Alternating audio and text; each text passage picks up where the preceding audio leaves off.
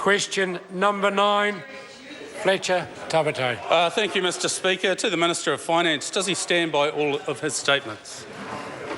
The Honourable Bill English. Mr Speaker, yes, in the context in which they are made. Supplementary.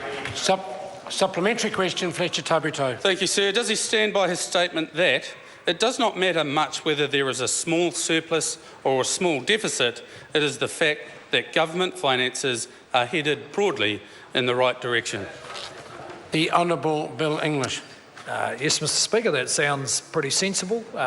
Getting the government back to surplus is important and a very important symbolic target to achieve, but in the long run, it's a matter of whether we have good disciplines around capital spending, strong focus on getting results for our social spending. Those are the things that determine government spending in the long run.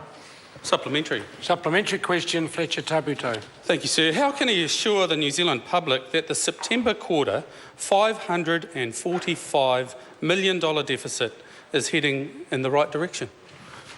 The Honourable Bill English. Mr Speaker, I'm not sure what the member is referring to. It may be the first 3 months, the first quarterly accounts for the government. The Treasury does do some quarterly forecasts about where the accounts will be, and generally they would expect them to track towards the number that was estimated in the budget. That'll be all updated in the next few weeks, when the government issues the half-year economic and fiscal update. Supplementary. Supplementary question, Fletcher Tabuteau. Thank you, sir. Would he acknowledge that the whole surplus reported in the June quarter simply arose due to a very artificially manufactured exercise in creative accounting? If not, why not?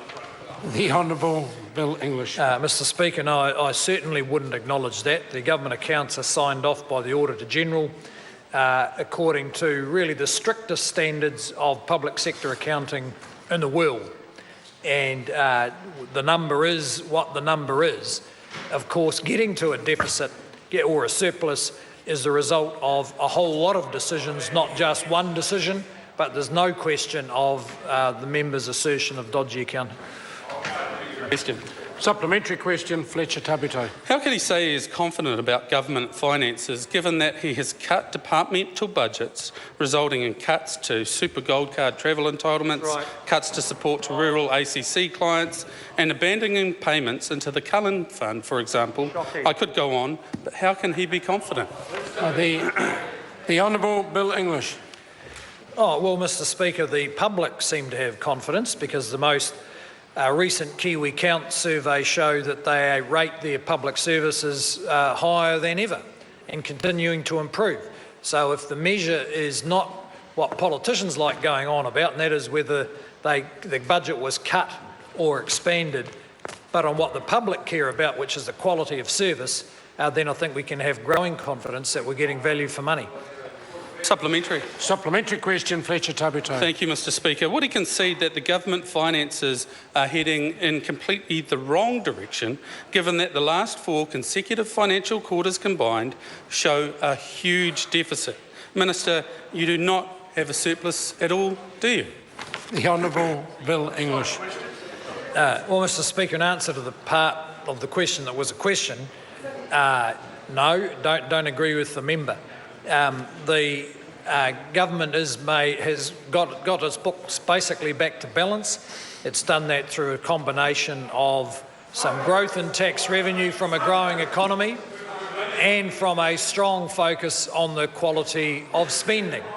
And I suspect it'll be a matter for public debate because New Zealand First and Labor have a track record of throwing money at every problem and making no difference to those problems. We have a track record of being much more thoughtful about how the money's spent and actually now starting to address some of the hardcore social problems in New Zealand that generate a lot of government expenditure. Question number 10, the Honourable